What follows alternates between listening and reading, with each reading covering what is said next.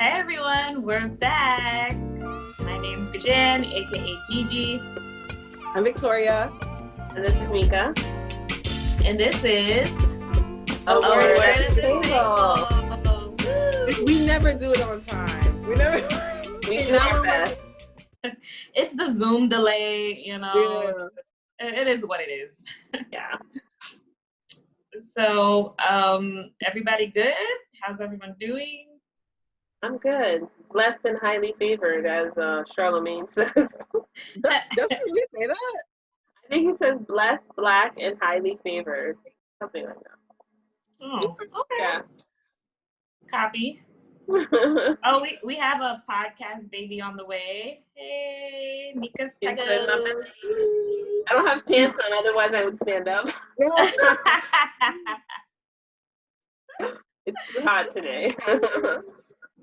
She's I'm going debating. to start with a deck of questions. Oh, okay. Sure. My bad. I was still in the how are you doing? But it's okay. Go ahead. Oh, my bad. No, my bad. Go ahead. I'm fine. No, How are you? I'm good too. Actually, I don't have anything to talk about. He's like, don't forget it. What's the worst date you've ever been on? Tell us all the juicy deets. And you can definitely pass. You don't have to no one's forcing you to answer. I feel like we answered this question before. Have we? Because we probably did. Because we probably did. Because I remember your worst date, Vicky. Yeah, I'm still friends with him. So, and he should know that he goes down in history as the worst date ever. You know. Yeah, So he didn't pick you up. Funniest story. My gosh, I don't know what episode it's on, but maybe I'll put it in the description. I'll find it and put it in the description. Now I'm gonna find time to find. I think it was our launch season when Polana was hosting for us. Yes, maybe. So. Oh yeah. I remember being on a bar stool telling the story. Yeah. Okay. Let's do another question. All right. Okay. What was the most embarrassing moment that transpired in public? Oh. Mine is not appropriate for this podcast. I'll just say that. Oh my God. I can't think of one exact moment, but I'm really embarrassed when I trip in front of people I don't know. I remember tripping, just falling and and then even I think I had a headband that popped off. It was just back to back, just clumsiness, and it was in front of a group of guys. You know how guys just hang out and chill. And it was yo, Ma, you good? And I was just I don't even think I answered. I think I scurried. I think the definition of I scurried away. You're no one saw that. It's so bad. I have a similar story, but it's not my most embarrassing time, but it was a very humbling time. Nassau Community College or whatever, right? That's where guys huddle into groups and stuff like that. So I'm walking or whatever, right? And a guy's trying to talk to me. He's like, "Hey, Oma, I trying to get my attention." And I have my headphones in, but I can hear him. And I'm being stank and just walking or whatever, right? And they have these mini stairs. When I tell you, I went walking down those stairs. You friends? I was like, whatever. I was like, and he was like, "Look at you! You already falling for me, Mom." I was like, "No." Oh my God. That's the worst. The worst. Yes. I don't think I'm going to share my most embarrassing, but I think one embarrassing is it's also falling. I was running up the stairs of the Long Island Railroad to catch my train. Running up the stairs, I fell somehow, and I'm as I'm falling, I'm trying to figure out how I fell, and I just fell straight flat on my face, and I'm and this lady, she was also trying to catch the train. She's she couldn't decide if she should come back for me or go catch her train. I was like, "Go ahead, it's okay."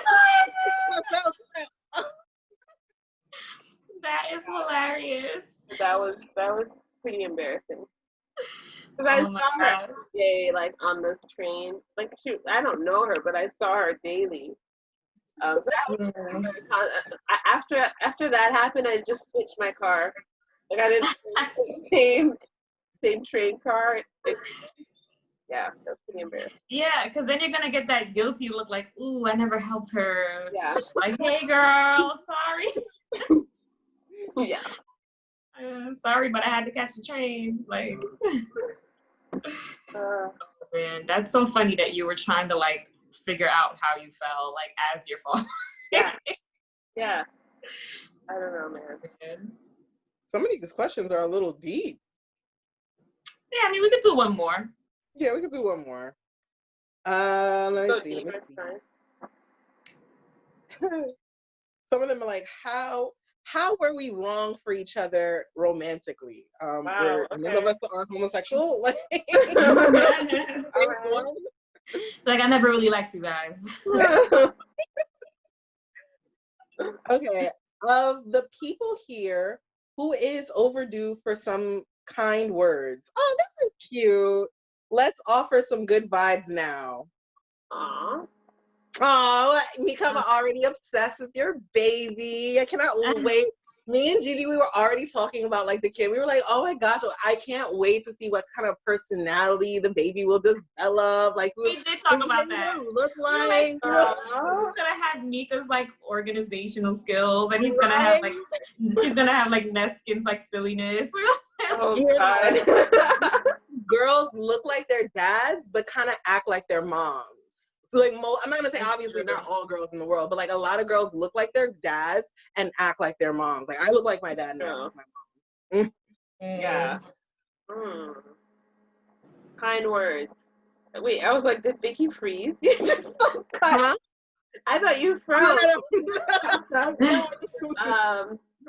Let's see. For you guys, I was really happy to see you guys because we haven't seen each other. I don't know in how long. Right? Yeah, and Let's it just insert a felt. picture. Huh? I said let's insert a picture if we can. Like.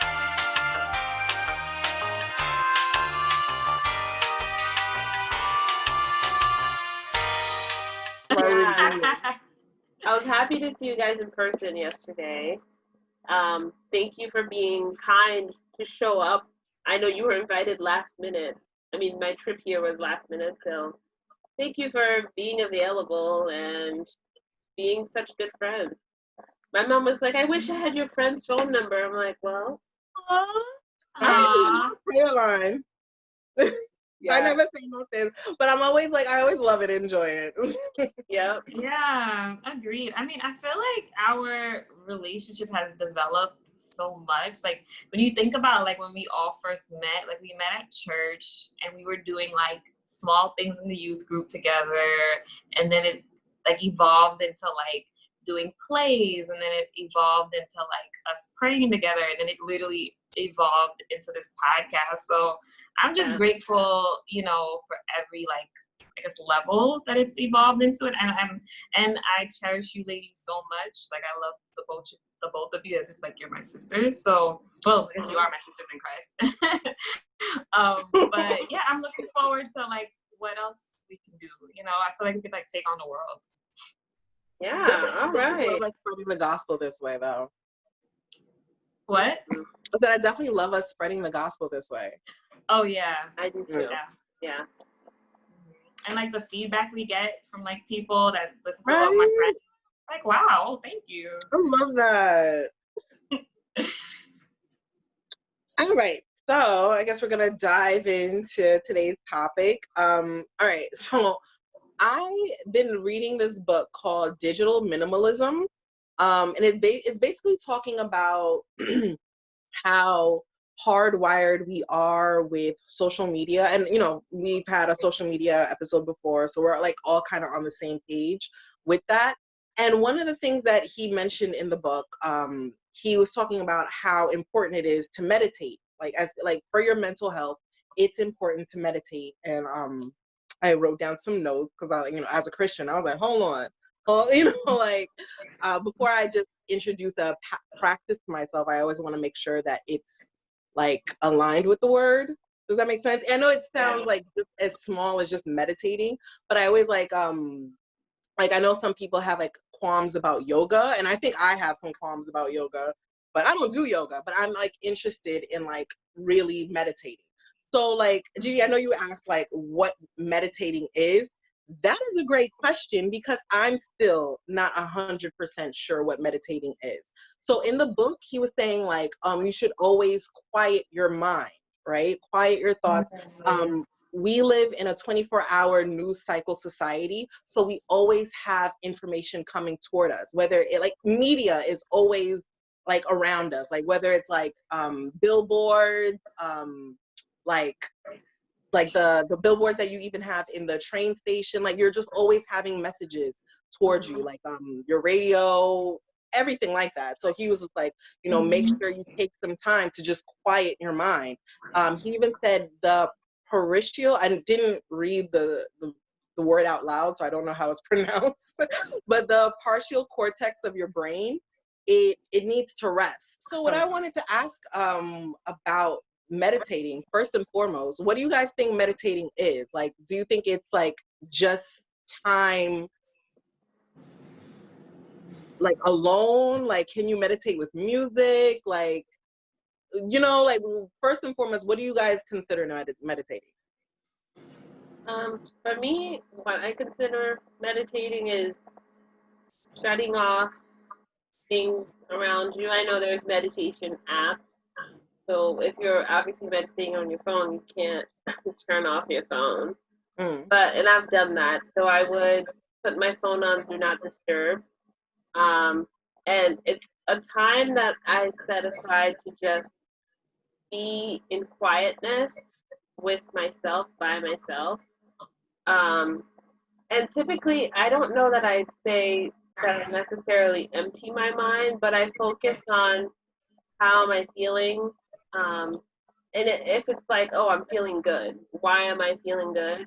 Okay. Try to like connect the reason for why I'm feeling a certain way to like sort of articulate it to myself. But sometimes like I'm in a bad mood. I'm a moody person, and I'm like, I don't know why I'm in a bad mood today.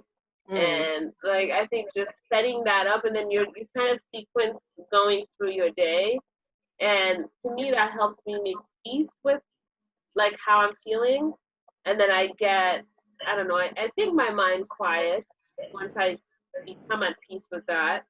And I usually meditate before I fall asleep. So after that, like okay, that works. And I usually have the lights off. Yeah. Oh, that's definitely. I'm going to sleep right away. Yeah. Yeah. I don't meditate, but I know that meditating is like focusing on your breathing, like taking time to just like, you know, just take out all those thoughts in your head, just like focusing on one thing. And I don't know if that necessarily has to be breathing, but I know it's like focusing on one thing and like taking out all the other noises that's in your head. Like I know it's like a peaceful state. Like, yeah, just like a real type of like focus, like a time where you're just by yourself and just taking time to just get rid of like all the noise. So meditating with music is pointless, right? Like, cause like that's me, you know, listening to music. I'm not meditating, right? So I forgot to mention this. I do that too. Like as I'm like sort of I guess centering myself. If I'm sitting down, I'll notice like if I'm applying more pressure on one side of my body than the other. Like how is my head laying? How's my neck? Is it relaxed? Are my arms like completely relaxed? But sometimes you hold tension in part of your body that you're not even aware of. So then I'll notice the tension and I would let it go. And I also usually imagine somewhere peaceful, and my peaceful place varies. For a very long time, it was a spot that I would drive on the highway, like that's full of trees on both sides. And every time I would focus on being like quiet and peaceful, I see that Right now, I don't know what my peaceful place is that I go to. I think I it's know what you probably mean. the ocean, but I don't know Oh if yeah. it's consistent. But there for some years, it was always that one spot on the highway during my morning commute, which was on the Southern State Parkway for people who live in New York, Mm. which is weird. I Yeah. mean, hey. And the other thing I would say about, well, I don't meditate, but like I know that it's in our word, like the Bible says Okay. to meditate on the word like night and day. So I think the fact that meditation literally means like focus. So I think it's literally telling you to like focus on the word. So Yeah. when you focus on the word, like I know this sounds so stupid to ask, but when you meditate on the word, what does that look like? You read it over and over and then just like what, memorize it? Yeah, I think it's repetitiveness, and I think it's to the point that like it, like it's not even like you're remembering it anymore. You're living it. Like I know this. I know I'm fearfully and wonderfully made. I know the weapon formed against me shall prosper. Like knowing it, like meditating to the point that you know it and you live it out. I think that's what it means. I like that.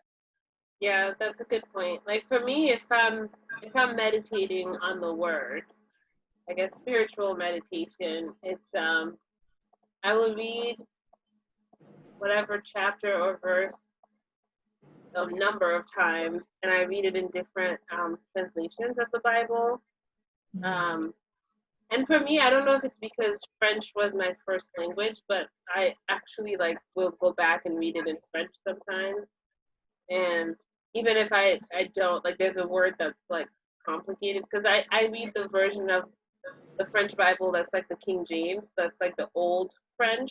Mm. Sometimes I'm like, I don't This know what was this old word is. friend. All right. Yeah, so I'll read it in multiple translations, like in English, and then also in French. Sometimes I read it in Haitian Creole too. And yeah, I think like as you say, Gigi, as you read it multiple times and like it kind of sinks in. Um, and I think for me, if I spend a long time not reading my Bible, I always notice it. Like my temperament is different. My thought patterns are different. Um, Mm. like even the way that I speak to myself is different. Like so, I think it makes a difference to like set that time aside to read and meditate on the word, and also like to just quiet your mind. And I also I'll talk to Neskin. I should stop saying Neskin. I should just say my husband because nobody knows who Neskin is. Yeah, I'll talk to my husband about it, like, because I think, or my sister or my brothers, because like I think when you talk, or you guys, like if you talk about a verse that you read, and you'll get insight too. Yeah. I love talking about topics with you guys. I feel like you guys are so insightful.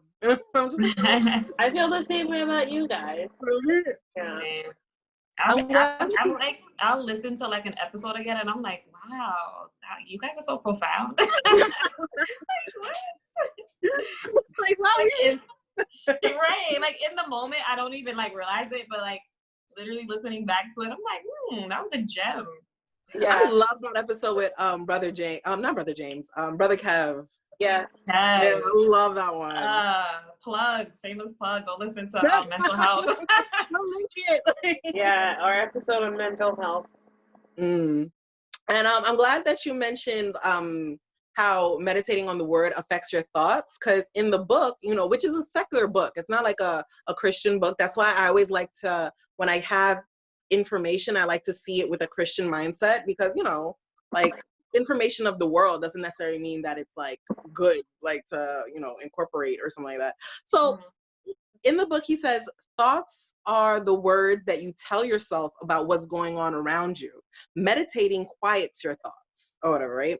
So I like the fact that you were saying that when you meditate on word of God, it changes your thoughts, like alone, that alone, just like your mood is better and stuff like that. So when you do internalize the word of God by like repeating it memorizing it, living it, and stuff like that. It's transformative, even with your mood, without even you knowing it. So I definitely want to be more cognizant about meditating on the word, because like I do try to study in the morning. I've been incorporating that more and stuff, and I see how the word applies in my daily life because I study in the morning, but like I want to start meditating it again. What I find is hard after reading that book and like talking to you guys now, what I find that is going to be difficult is quieting my mind, like because I deal with so much anxiety, like I'm a naturally anxious person. You want me to be quiet for 10 minutes not doing nothing? That's a lot. Yeah. That's a lot. Like, this is like almost pins and needles. Like, cause like the way my brain is wired, it's almost always, okay, what's next? All right, what's next? Or, like, yeah, right? I'm not the only one. So like when I do, after reading that book and like I tried meditating, like I forced myself to do 10 minutes or whatever, right? Like, the more I did it, the easier it got. But like when I forced myself to do 10 minutes, one, I timed it. Two, I had music playing because something about silence, I'm a little uncomfortable with it. And I don't know what that means. I also want to talk to you guys about like, why do you think some people are like uncomfortable with silence? What does that mean? And what does that mean for your meditation? Right? Like, Yeah. I don't know what it means, but is it similar to, I guess, being in the dark? Are you, I don't know, like some people are uncomfortable, like my sister, okay. oh wow, my video just cut out. My sister might be mad that I'm revealing this, but she doesn't like being in the dark. Well, we don't know which sister you're talking about, so I do have two sisters, yeah. Like my sister doesn't like to be in the dark, and I'm like, I don't understand it. So I guess that to me is similar to being silent, like the absence of noise or sounds. I like silence, but It makes me uncomfortable. like when I was in college, I didn't know that I liked silence because I grew up in a very busy house with a lot of siblings. But when I went away for college, like I found that for studying, I would have to wear earplugs, or even like when I'm taking an exam, I would just like put my earplugs on, and I can't even hear if the professor said, like, once the professor made a correction to a question, I totally missed it. So yeah, I don't know. I like silence, so I don't know what it is if someone is uncomfortable with it.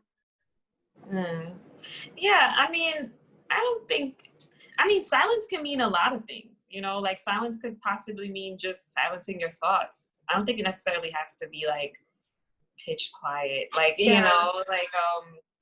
yeah, but I don't have any issues with it. Like something about silence really helps you hear your inner thoughts, if that makes sense. Like something about it cancels out everything else, and it's like, okay, how are you feeling? Okay, why are you feeling like that? Like it leads to like all of these thoughts that like maybe you didn't even know you were feeling, if that makes sense. I don't know. Silence, yeah, like silence actually really, I don't know, that helps me. And like our culture, our New York frame of mind, man, like we're always on the go. We're always like, when do we ever actually do one thing? Like even when I'm Oh my working, God, like, he was I'm doing talking something about else. multitasking. In the book, he was talking about multitasking and how inefficient multitasking actually is, because you're not doing a bunch of stuff at 100% capacity. You're doing a bunch of stuff at like, Correct. in a way more eloquent way, but like we constantly multitask, and like having the phone as like an appendage of us kind of promotes us always multitasking, because like even when you're on your phone, you're doing like 15 things at the same time, sometimes on your phone. Like you're doing something while you're doing something on your phone.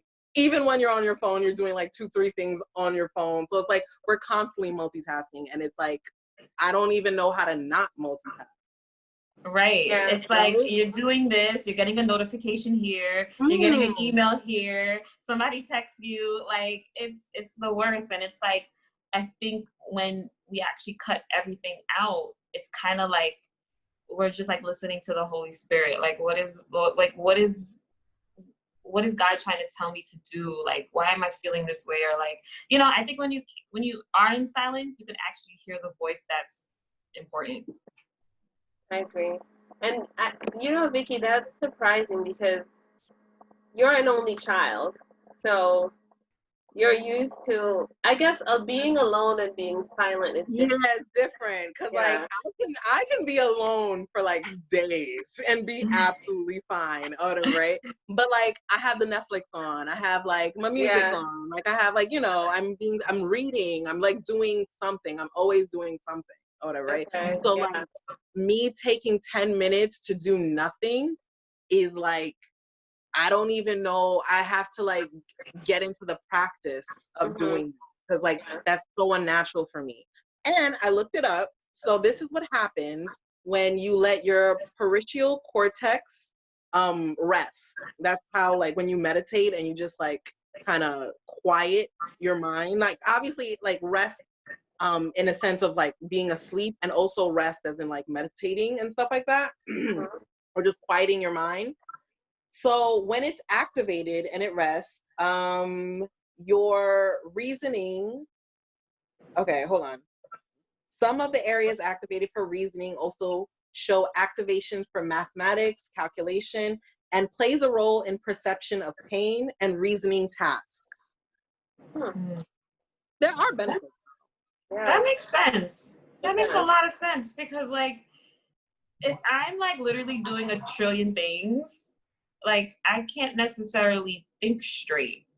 Yeah. And like you may not even feel that you're tired. You Yeah. may not feel Is that you're hungry. That's the perception of pain. Yeah, probably. Yeah. Like for me, I know something I discovered about myself recently in the last year is that like when I'm stressed, I don't eat.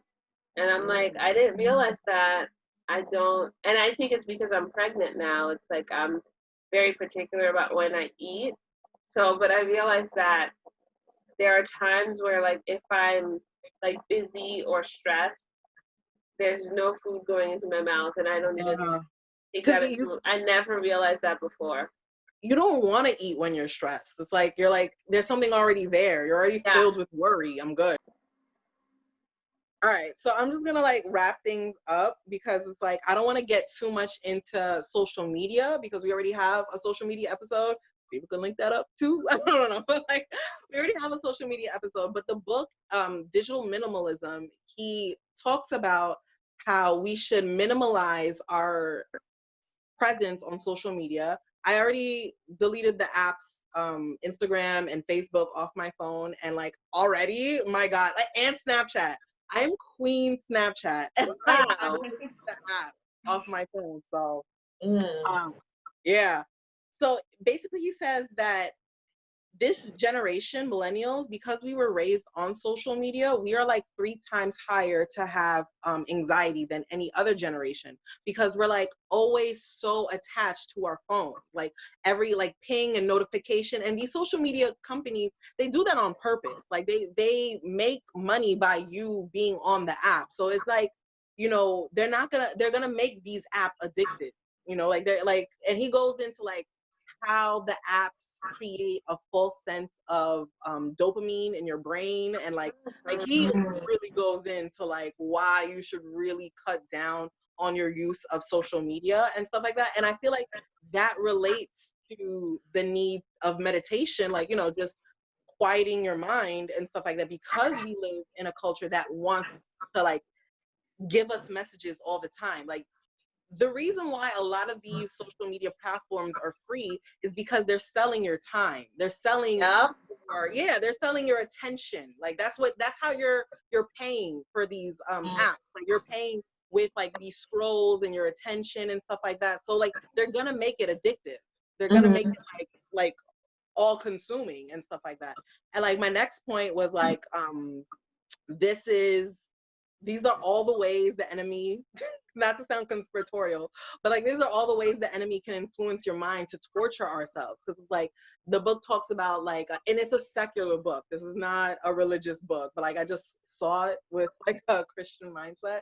But like he's saying that more use to social media leads to like higher anxiety. It can also lead to depression because like comparatively, you're seeing a highlight reel of everybody else's life, and then you're comparing it to your average, absolutely normal life, which is, it's okay to have, you know, like your every day is not going to be a highlight reel, you know, like no, every day is not going to be lit, but because you've made social media your entire life, or whatever, right, you kind of make it feel like it's not good enough because it doesn't reflect what you're scrolling through, right? So it's higher anxiety because it's all these pings to your phone, higher depression because it's like comparatively I'm not doing as well, right? So it's like it shows you all in the book, it shows you all the negative ways that this social media culture like can like torture us.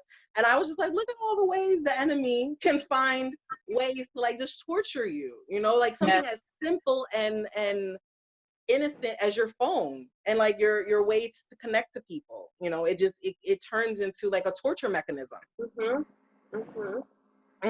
Yeah, those I think are very good points. A long time ago, maybe 2 years ago or more, I turned off Instagram notifications. I don't get notified when somebody tags me. Yeah. Like I don't. When I open the app, I do have the app on my phone. When I open it, I see it, but I don't get notifications. But I do think that, like for a while, I tried to be an Instagram user, but use it on the computer. Even the way again, not to dive into social media, but the way the the app is designed, like it doesn't function well on a desktop or a laptop. Yeah. You need to have it on your mobile device because they want you to take it everywhere you go. You're in the store, like they want to be scrolling, and they're like, "Oh, she happens to be at I don't know, like the Gap right now, so let me send her some apparel." Gap coupons, all that. So. Yeah. Oh, by the way, our social media episode is number 14. So I just looked it up. Okay, cool. I was like, in the world? What are you talking about? Number 14 on what we've uploaded. Okay. Speak it into existence in the world. Episode 14. Powerful words in that episode. Nah, I agree. And even when you think about like besides notifications, like just the bad news, it's like back to back bad news, like just traumatic things that you see when you just scroll, and it just messes with you. So yeah, taking those breaks from social media and other things that just aren't feeding life into you or aren't edifying you, like just take a moment, take a breath, get away from it, and And the thing is, with these, not just alone on social media, I think advertising has been adapted to feed us what we want to see or what we like. So in essence, I think that stops our human evolution, and we're kind of like all operating like robots if we're not careful as to like how, like what we do or why we're buying this, why we have this style. It's like, well, have I been shaped by all of these things that, because I'm not, if I don't know, if I say that my style is boho chic, it's not. But like if that's what I've defined myself on social media, I will only see that boho chic style. So therefore I'll never know if I like something else, like some other type of. You could be rocker chic. You never know. You can have that part of your personality. Yeah. So yeah. I agree that meditation is very, very important. I'm gonna really try to implement it. Like it's gonna be hard for me is really gonna be hard for me. But like, I'm gonna see if I could do like 10 minutes of absolute silence. And then in the book, he also says like, write down what comes to remembrance. So like, I'm gonna try it, implement it, see if I become a less stressed out person. And another thing I was gonna say, when you were speaking earlier about music, I don't think music is bad. I think it depends on the type of music. If it's music that has words, for me, I may be paying attention to the words, or maybe I'm not, but a word will catch me here and there. So I think it could be like, if it's the silence that you don't like, you could have like ambient sound. Like if it's like white noise, that I don't know if that's interesting. Or birds chirping. Oh yeah, birds. And also there's, I don't know why my video keeps cutting out. But there is an app that you guys may want to try out. I used to use it years ago, and I may have mentioned it before, but it's called Abide. Oh, you did? Oh yeah, I remember you did. Yeah. It's a Christian meditation app. Into existence, because we keep mentioning them. Yeah, Abide app. It was a very good app. I just didn't I didn't continue using it because I was using like the beta version before it was fully developed. And at that time I was like, I'm trying to meditate, and this is not, I understand that you got to work out the kinks, but it was just taking too long, so I kind of fell off using it, but I still get their emails, which is why I remember that they exist. I'm definitely gonna check them out. Abide. So check out Abide.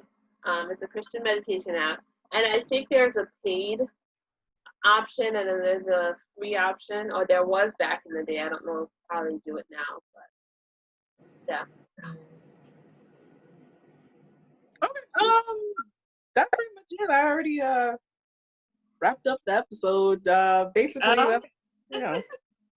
Yeah, I'm definitely gonna try to meditate. I'll try, because I remember I tried to do it in college and I literally just fell asleep. Like I was just like, I fell asleep. Okay. I'm gonna Yeah, don't be hard on yourself. If you try it and you're like within 2 minutes you're knocked out, that's okay. Like tomorrow, try it again. Maybe you'll do 2.5 minutes, and that's successful. Like, and I day think by day. you have to train your mind. Get into the practice. Mm-hmm. I don't know how people can meditate out in public though. Like, those people who like sit cross-eyed in cross-legged in a park and stuff like that. For me to be like this for like 10 minutes, I'm like paranoid. Like, I don't know who's around me. I don't know who's walking up on me. Like, I don't know how you could do that in public. Nah. Maybe that's like a next level, like maybe they started off like you, and then like 5 years later, boom, they in the train meditation. Yeah. For me, I mean, I think like I don't know why this happens to me, but sometimes I'll just stare blankly at a spot and like I can do that. Yeah. But I don't see what's in front of me really, or what's around me. That's like I'm aware. Yeah. Oh, you're like, oh, that's me. Yeah, blink out. So you're meditating without knowing it. Okay. Like I hate when my eyes rest on something and like you don't even notice that your eyes are resting on a person, and the person's like, and you're like, oh. The worst. You're like, I really wasn't looking at you. They're gonna be like, in New York. You want some? Especially in New York. You better not look at somebody longer than 2 seconds. He's about to catch. But okay, well, I guess that wraps everything up. Hope you guys got something out of this and that you meditate. Yes. Well, please, if you guys have any comments, feedback, we love it. We love the feedback. For sure. Yes, definitely leave comments, subscribe. All right, y'all. Until next time, my name is Bridjan, aka Gigi. I'm Victoria. And I'm Mika. Let's see if we get this on time. And this is a word at the table. It's like word at I don't know. That's it. Oh, maybe that's kind of cool. I like that.